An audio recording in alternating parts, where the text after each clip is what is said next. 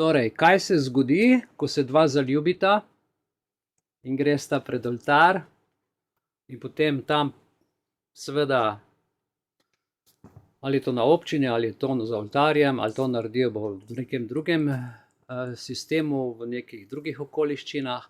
Kaj je pogoj, da se dva poročita? Kaj se mora zgoditi? Oba vesta, da se ljubita. Oba sta si všeč. Obema je lepo. Ampak kaj morata na glas izreči drug drugemu? Da. Ja. Ali to naredita sama dva pod milim nebom, ampak morata izreči konsens.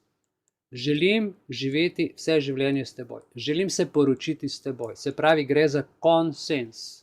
Tematični konsens. Strinjanje. Ok? Ampak prej sta se pogovorila, prej sta se zmenila in potem rečeta v nekem trenutku da. Od te točke naprej se življenje spremeni.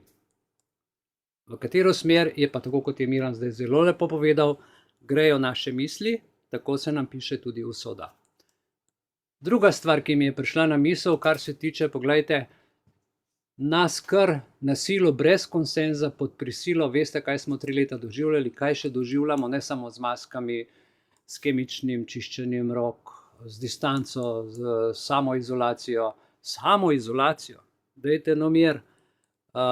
Kriminalca pride policija iskat, pa ga zapre zaradi tega, ki je kriminal naredil, mi pa še v službo nismo šli, delati nismo, vse smo privolili, ne bom hodil v službo, sprejel bom pomoč, ostal bom doma, zaprl se bom, kreteni, butasti. Oprostite vsi, ki ste to sprejeli. V koga ste se zaljubili? V Janšeta, ki vam je to rekel? V njegov odlok? V koga? Vas sprašujem. Za vsako stvar je potreben pristanek. Imamo pa več pristankov. Imamo tihi pristanek, ko sam narediš, pa nič ne rečeš in je jasno, da boš to naredil. Neverbalni, samo pokimaš. Pisni pristanek, pogodba, pisna pogodba. In pa seveda prisilna zadeva za finto, ki je ne vidiš. Ampak taka pogodba, oprostite, ni veljavna. Zanimiv je 832. člen v obligacijskem zakoniku. Ni pogodbe, ki se ne da prekiniti. Kadarkoli, posebej takrat, ko ugotoviš, da te je nekdo prevaral. Država nas je prevarala na vsaki besedi. Cepiva so varna, cepiva so učinkovita, zagotovo, ampak samo za v grob. A ne? Milijon stvari. Vsak novinar bo dajal odgovor za vse to, kar je zdaj Miran naštel. In mi dajemo konsens. Zdaj v vrtcih kakšne pogodbe dajajo ravnatelji staršem, pa to je nezaslišano. Imamo zgodbo, ampak povem samo, kako gre. Ministrstvo sestavi pogodbo in v 1. členu piše, da se stranki svobodno dogovorita in da je pogodba stvar strinjanja obeh napisanih strank. Pa že pri prvi stranki je pravna oseba, pri drugi pa fizična oseba napisana. Že to je narobe, ker pravna oseba s fizično pogodbe sploh ne sme sklepati. In potem v nadaljevanju so sestavili to pogodbo, ki je šla na občino. Občina je to prekimala, ker mora ministrstvo prekimati, zato ker so denar dobili za to, za vrtce. In občina pošlje vsem ravnateljem pogodbe, ki jih tam en sektor na Molu, pa tudi na kjer drugih občinah dela in daje svojim vrtcem. Vse pa pride z ministrstva diktirano. In starš dobi od ravnatelja, in ker je to ravnatelj dal v roke, zgleda, kot da je to seveda ravnatelj sestavil. Pa temu ni tako.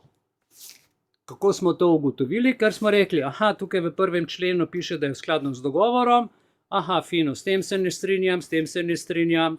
Pogoj, če hoče otrok v vrtec, je cepljenje, pogoj je to, da če grejo skupaj nekem, da ni treba staršev klicati, da ti otroka kar odpeljejo, potem zdravstveni, kar ene stvari noter. Čudne. Dajmo mi to ravnateljico vprašati in kaj ravnateljica reče, da nima nobene možnosti pogodbe spreminjati, zaradi tega, ker jo je dobila od občine. V redu. Zakaj ste vi tukaj ravnateljica? Sploh niste ravnateljica. Vi niste ravnateljica, zato ker ravnatelj je neodvisen, je odgovoren in dela v skladu z zakonodajo. Ok, in vi ste odgovorni za to enoto in za te otroke. Ja, malo so se stvari spremenile. Poslušajte dalje. Ok, gremo na občino, pišemo na občino, občina odpiše, kaj odpiše? Ja, mi nismo za to odgovorni, ker nam je ministrstvo poslalo odločbo, mi smo jo samo potrdili in dali ravnatelju. Pa jaz sem mislil, da mi bo kapa padla dol in to vsa Slovenija, pri vseh otrocih, isto v osnovni šoli. Ljudje božji, taka pogodba, ki ste jo sprejeli in ker mislite, da ravnatelj dobro hoče in so členi skriti za številkami, tista številka iz ZNB od zadaj, ko si člen preberete, piše v zadju člen, ki noter v pogodbi ni naštetje, samo po tem in tem členu, pa v dogovoru nima zakon kaj početi. Zakon kot zakon je že zakon zase. V nobeni pogodbi ne sme biti zakona, ker zakon je pisan za vse enako, ne pa za ene s podpisom v pogodbi, za ene pa v luftu. Dajte malo razmisliti. In tretja stvar me je spomnila, ko sem pripravljal ta teden ta hollywoodski satanistični film Pinokio in sem ga gledal in sem ga prevajal in kaj se je zgodilo. Gledam in sem rekel, poglej, še lesena lutka je unima dvema, ki boste nocoj videli, bodite pozorni, lisici in mački, ki sta zagovarjala, ma kaj boš hodil v šolo, vse se v šoli nič ne zgodi, kaj boš delal v šoli, se boš vse življenje učil, tam te bo učitelj, te bo samo komandiral, boš delal, kar boš, tam boš mogel sedeti, pa sam pisati, kar ti bodo rekli.